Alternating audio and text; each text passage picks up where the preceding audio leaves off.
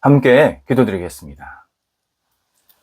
하나님, 하나님 나라를 기억하며 주님을 바라보며 하루를 시작하게 하심을 감사드립니다. 이 땅에서 삶이 고되고 어려운 일이 있을지라도 낙심하지 않고 주 안에 거하는 저희가 되게 하옵소서. 어둠에 휘말리지 않게 하시고 비추시는 빛을 따라 앞으로 나아가게 하옵소서. 장애물을 극복하는 담대한 용기가 있게 하옵소서. 문제를 해결하는 지혜가 있게 하옵소서. 관계를 풍성하게 하는 너그러움이 있게 하옵소서. 저희가 긍휼의 사람으로 살기를 간절히 원합니다. 사랑받고 사랑하는 사랑의 삶이 이어지게 하옵소서. 주님을 믿음이 더욱 분명한 삶이 되게 하옵소서. 성령의 도우심으로 분별의 능력도 있는 하나님이 기뻐하시는 저희의 삶이 되게 하옵소서. 병상에 있는 사랑하는 환우들을 오늘도 붙잡아 주옵소서. 가정에서, 병원에서 진찰받고 가료받고 또 여러 가지 죄를 하는 과정 속에 있습니다. 하나님의 섬세한 손길을 오늘도 느끼게 하시고 하나님과 동행하면서 모든 시간들을 잘 이겨내실 수 있게 하시고 안정되게 하옵소서. 아픈 부위부위마다 성령의 어루만져 주셔서 잘 안정되게 하시고 회복되게 하시고 나아지게 해주셔서 하나님의 은혜 가운데서 매일 기쁨의 삶이 이어지도록 인도하옵소서. 옆에서 기도하시고 애쓰시는 가족들 붙잡아 주셔서 평안케 하시고 건강시켜 주시고 삶의 여러 가지 터전들도 안정되게 해주셔서 뒷바라지하고 함께 손을 잡고 치유하는 모든 과정 속이 오직 하나님의 은혜가 넘치도록 인도하옵소서. 자녀들 하나님께서 오늘도 붙잡아 주옵소서. 말씀의 자녀 되게 하시고 기도하는 자녀들 되게 하시고 진리를 온전히 붙잡고 의지하는 하나님의 사람으로 세워지도록 인도하옵소서. 자녀들 영혼 속에 하나님의 거룩한 빛이 비춰지게 해주셔서 주의 기쁘신 뜻에 따라서 앞을 향해 나아가게 하시고 어떤 자리 어떤 역할을 하든지 오직 하나님의 살아계시고 역사하심이 온전히 드러나고 나타나는 하나님의 자녀들 되게 하옵소서. 한국에 있는 또 외국에 있는 자녀들 붙잡아 주셔서 하나님이 주시는 능력으로 마음껏 쓰임받게 하시고 맡겨진 자리가 복이 넘쳐나도록 인도하옵소서. 공부하는 자녀들을 붙잡아 주옵소서. 학업에 임할 때 더위에 지치지 않게 하시고 늘 감사함과 기쁨으로 공부하여서 결실이 맺혀지게 하시고 다음 단계가 잘 준비될 수 있도록 인도하옵소서. 어린 영혼들 믿음 안에서 잘 자라게 하시고 장성한 자녀들도 예수님 때문에 오늘도 웃게 하시고 미래에 꿈이 있게 하시고 열정이 있게 하시고 도전의식이 있게 해주셔서 우리 장성한 자녀들이 일거리, 직장 또 만남을 통해서 하나님의 이름을 높여드릴 수 있는 복 있는 시간들이 계속 나타나도록 인도하옵소서. 하나님 우리 성도들의 일터를 붙잡아 주옵소서. 여러 가지 힘들고 어려운 점이 있을지라도 주 앞에 모든 것을 내어 맡기며 한 발자국 한 발자국 헤쳐나가도록 인도하옵소서. 하나님, 오직 하나님께서 지금껏 인도하시고 그리고 사랑으로 채워주셨습니다. 광야 같은 시간 속에서도 오직 하나님 때문에 지금껏 살았음을 고백합니다. 성도들의 일터가 날로 날로 안정되게 하시고 흥함케 하시고 문이 열리게 하시고 하나님께 마음껏 쓰임받을 수 있는 일터가 되도록 인도하옵소서. 하나님, 하나님의 지혜가 있게 하셔서 마음껏 영광 돌리며 열매가 맺혀 나갈 수 있는 그러한 삶이 이어지게 하여 주시옵시고 특별히 좋은 만남이 있게 해주셔서 좋은 사람들과 함께 교류하면서 하나님의 뜻을 이룰 수 있도록 우리 일터들을 붙잡아 주옵소서. 하나님, 성도들 가운데 새롭게 일을 준비하고 계획하고 배우고 도전하는 분들이 있습니다. 함께 하소서. 하나님께서 선한 능력으로 인도해 주셔서 열리게 하시고 또 잘못된 길은 막히게 하시고 온전케 되는 모습으로 계속 이끌어 주시어서 우리 성도들의 맡겨진 일터가 날로 날로 승승장구하게 하시고 30배, 60배, 100배의 결실로 채워지게 하시고 하나님의 뜻을 이루기에 부족함이 없도록 인도하여 주옵소서. 출타하는 성도들을 붙잡아 주옵소서. 오늘도 오가실 때 성령과 함께 동행하게 하시고 기쁨으로 감사함으로 잘 다녀오실 수 있도록 인도하옵소서. 저희 교회 하나님 앞에 더욱더 내어 맡깁니다. 하나님이 기뻐하시는 교회, 하나님의 능력이 나타나는 교회, 치유와 회복이 있는 교회, 풍성의 역사가 있는 교회, 많은 사람들에게 그리스도의 사랑을 나누는 교회가 되게 하옵소서. 더 안정되게 하시고 뿌리가 깊어지게 하시고 하나님을 알지 못하는 사람들이 찾아와서 하나님 만나고 의지하며 말씀 속에 거하면서 하나님을 바라보는 하나님이 기뻐하시는 교회로 날마다 세워질 수 있도록 인도하여 주시옵소서. 오직 살아계시고 역사하신 하나님을 우리 온 성도들이 한마음 한뜻으로 날마다 경험하게 도와주시고 예수님 때문에 서로 사랑하고 아껴주며 축복의 기도를 나누는 거룩한 아름다운 교회로 날마다 세워지도록 인도하여 주옵소서. 저희 성도들 한 달을 잘 마무리하게 하여 주옵소서. 또 새로운 한 달을 준비할 수 있게 지혜도 주시어서 하나님이 주시는 이 전반기 은혜 가운데서 잘 정리하고 또 하반기도 힘차게 앞을 향해 나아갈 수 있는 열정이 가득 채워지도록 인도하여 주옵소서. 영육간에 강건함이 있게 해주셔서 성도들 오늘 생활할 때 흔들림이 없게 하시고 영적으로 육적으로 주님과 함께 동행하면서 마음껏 쓰임받는 날 되게 하여 주옵소서. 예수님의 이름으로 기도드립니다. 아멘. 오늘 우리에게 주시는 하나님의 말씀은 신약성경 사도행전 14장 20절에서 22절까지의 말씀입니다. 사도행전 14장 20절에서 22절까지 말씀입니다. 살아계신 하나님의 말씀을 봉독합니다.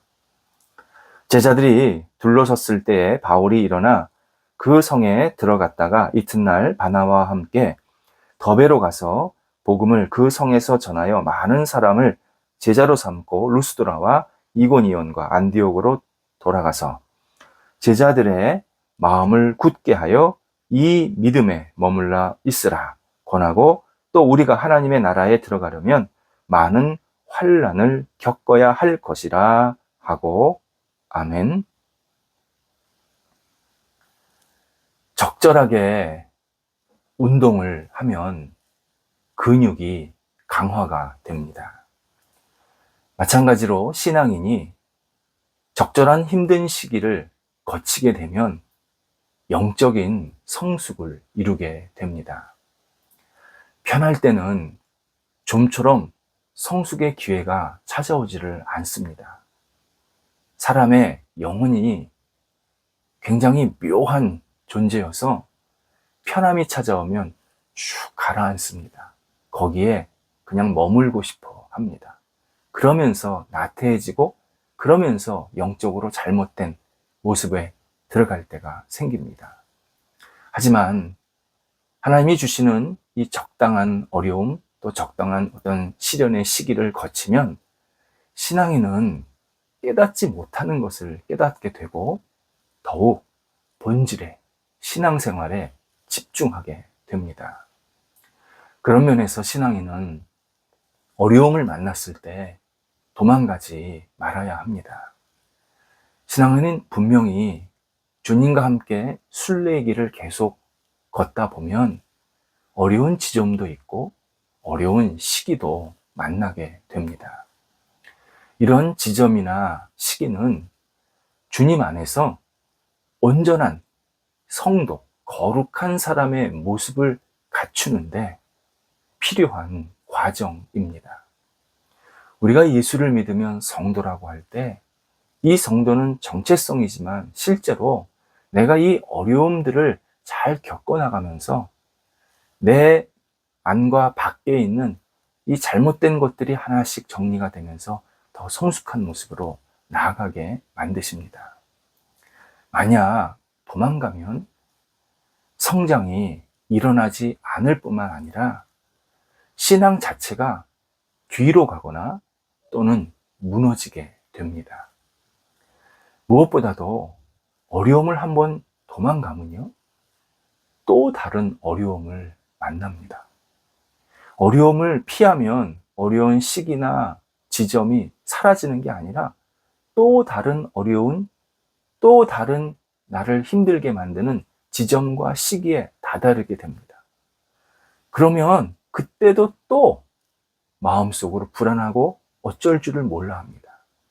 하지만 처음에 어려움을 잘 극복해내면 그 다음에 만나는 어떤 어려움의 지점이나 시기도 넉넉하게 극복할 수 있습니다.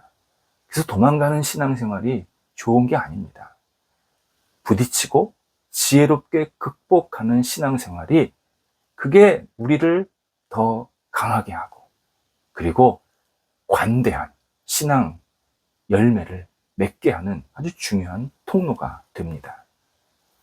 주님을 사랑하는 삶도 바로 이 어려움을 잘 극복하는 시간을 통해서 나타납니다. 본문에 의하면 바울이 복음으로 세운 교회들, 그 당시 이제 터키 지역이죠. 그 교회들이 있는 세 도시로 각각 다시 찾아가게 됩니다. 제자들의 마음을 더욱 강하게, 튼튼하게 북돋아 주기 위함이었습니다.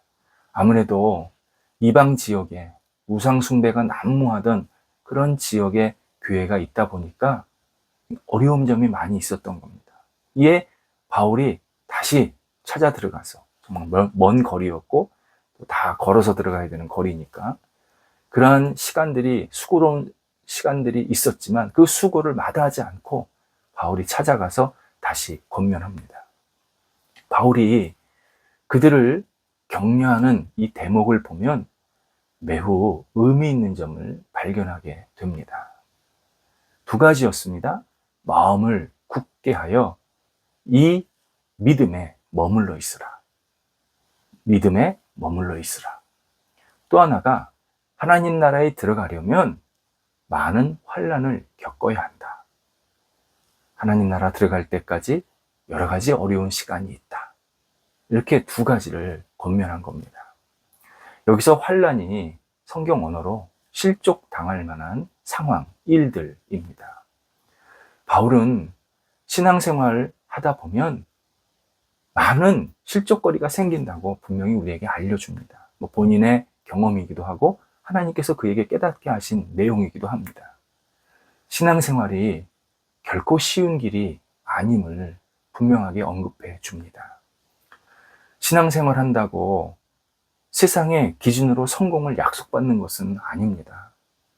우리가 이 부분에서 조금 진지하게 신앙생활을 다시 받아들여야 합니다. 신앙생활 잘한다고 세상에서 떵떵거리며 잘 살게 된다. 하나님의 뜻 안에서 그런 사람도 있겠지만 그렇지 않은 사람도 있다라는 사실을 우리는 인정해야 합니다.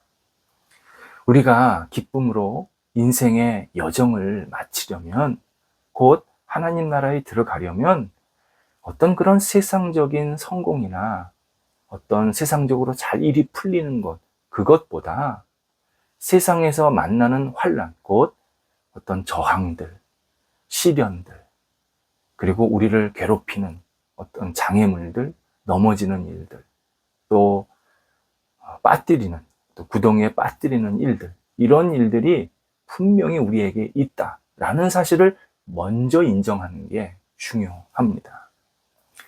신앙인이 해야 할 일은 이러한 환난, 실족거리들을 잘 극복해야 한다. 성공을 꿈꾸기 전에, 우리가 모든 일이 잘 된다라는 것, 그 생각을 갖기 전에 우리에게는 환난이 있고 그 환난을 잘 극복해야 된다. 그러면 성숙도 같이 일어나고 진짜 온전한 하나님이 기뻐하시는 열매도 생긴다. 이 사실을 바울이 우리에게 잘 알려주고 있습니다. 물론 이 성숙이라는 게요, 말처럼 쉬운 것은 아닙니다. 쉬운 것이라면 누구나 신앙생활하면서 정말 교회를 떠나지 않게 되고 신앙생활 더 잘하고 멈추지 않고 성숙한 신앙인으로 세상에서 살 수 있을 겁니다. 하지만 성숙은 우리 인간 내적으로도 매우 힘든 일이지만 성숙을 방해하는 외적인 환경적 요소들도 굉장히 많습니다. 많은 성도가 경건하지 못한 생각들, 그리고 이기적이 극단적인 행동을 하는 그러한 세상의 환경 속에서 완전히 노출되어 있습니다. 내가 정말 신앙적으로 믿음 안에서 잘 살려고 하고 싶은 마음도 있지만 이것을 막고 이것을 잘못되게 하는 이 주변 환경도 우리에게는 얼마나 많은지 모릅니다. 그래서 이 잘못된 환경들이 우리 앞에 쌓이고 쌓여서 뭐가 좋은지, 뭐가 옳은 길인지를 못 보게 하는 그러한 어려움도 우리 신앙인들은 겪고 있습니다. 그러다 보니까 내가 성숙은 둘째치고 믿음을 지키는 것조차도 쉽지 않을 때가 분명히 있습니다. 그렇다면 우리가 신앙의 성숙을 이루고 믿음을 더 잘 지키려고 한다면 세상의 풍조를 거슬러야 하고 그 풍조를 극복해야 합니다. 우리가 만약 강물의 흐름을 거슬러서 위로 올라간다, 배를 타고 위로 올라간다, 한번 생각해 보시기 바랍니다. 그러면 배를 탄 사람은 강물의 강한 흐름에 맞서는 강물보다 순간적으로 더 힘이 넘치는 노를 저어야 합니다. 강물의 힘이 열이다. 그러면 거슬러 올라가려면 열하나 열둘의 힘을 그 순간순간 가져야 합니다. 또 하나는 지속적으로 노를 저어야 합니다. 내가 한두 번 젓고 가만히 있으면 또 떠내려갑니다.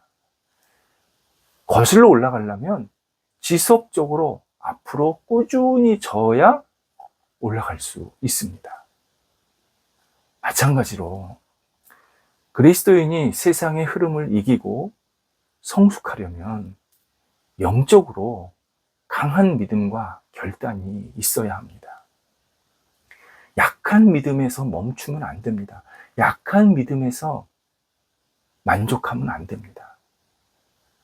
나를 부인하고 주님이 나의 주인이심을 순간마다 고백하는 분명한 믿음, 확실한 믿음, 강한 믿음을 우리가 가져야 합니다. 이를 위해서 우리는 계속 주님의 능력과 은혜와 도움을 구할 수밖에 없습니다. 내 인간적인 결심으로는 어떤 건 하나도 제대로 결단도 못할 뿐만 아니라 믿음이 계속 없어지는데 오직 나를 사랑하시는 그 주님의 능력을 계속 구해야 내가 더 굳건한 믿음으로 설 수 있습니다. 우리가 주님을 붙잡고 나를 비우면 주님이 주시는 이 생명, 능력의 역사를 계속 얻게 하십니다. 힘든 전투에만 시선을 집중하지 말아야 합니다. 나를 실족하게 만드는 그러한 환경들, 그러한 사람들에만 자꾸 집중하지 말아야 합니다. 우리의 눈을 들어서 최종 목적지, 하나님 나라를 바라봐야 합니다. 영광 중에 주님과 함께 할 그 아름다운 시간들을 늘 생각해야 합니다. 잘했다 칭찬하시면서 최고의 좋은 상급을 주시는 그 예수님을 우리가 다시 마음속으로 생각하며 기대해야 합니다. 우리가 하나님을 믿을 때 하나님은 우리에게 사랑과 은혜의 씨앗을 뿌려주십니다. 우리 영혼 안에 사랑과 은혜의 씨앗을 계속 뿌려주십니다. 이 씨앗이 잘 자라려면 주신 사랑과 은혜에 우리가 계속 양분을 주어야 합니다. 어떤 양분일까요? 말씀이라는 햇볕을 계속 받게 해야 합니다. 기도라는 물을 꾸준히 부어주어야 합니다. 그리고 긍정이라는 비료를 주면서 계속 잘 자랄 수 있도록 격려해야 합니다. 나 자신을. 그러면 풍성한 사랑과 은혜의 열매가 맺히게 됩니다. 만약 잘못된 비료를 주면 어떻게 될까 생각해 보시기 바랍니다. 나무가 이제 싹이 자라서 조금씩 자라가고 있는데 거기다 잘못된 비료를 줬다. 그러면 나무의 뿌리가 썩게 됩니다. 잘못된 비료, 바로 비판입니다. 비판 또는 비난은 하면 할수록 부정적인 힘이 강해집니다. 그래서 우리는 빨리 이 비난이나 비판을 올바른 방법으로 중화시켜야 합니다. 그렇지 않으면 서로를 실족하게 만드는 결과를 얻게 됩니다. 비판은 보이지 않는 저주입니다. 세상에는 비판을 잘하는 사람을 똑똑하다 그러고 생각이 있다고 그렇게 칭찬하는 경향이 있습니다.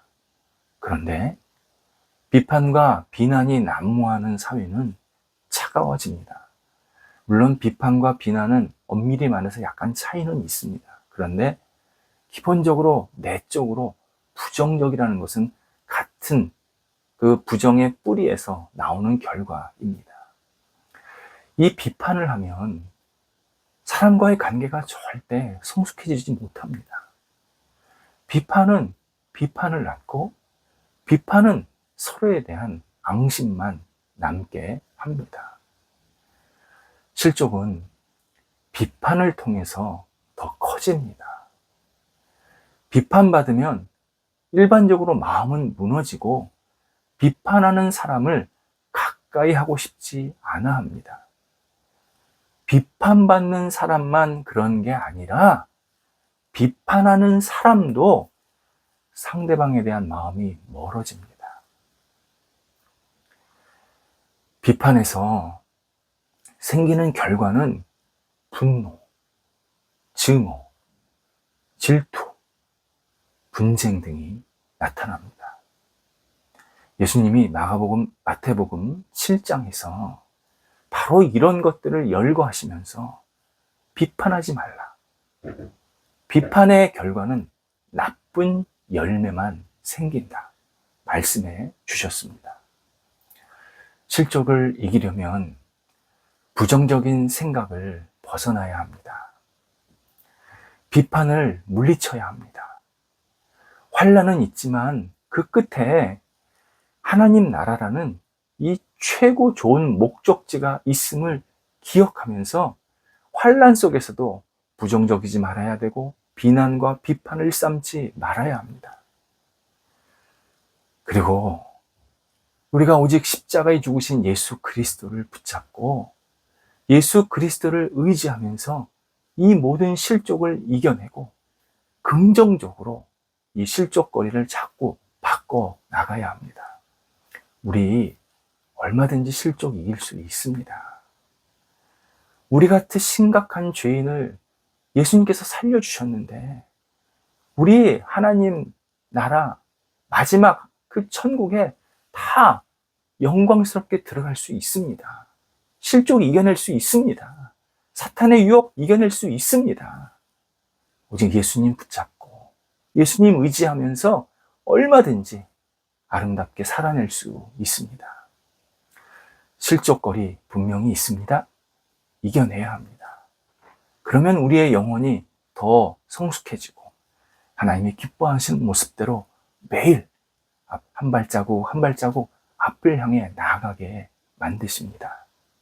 기도하겠습니다.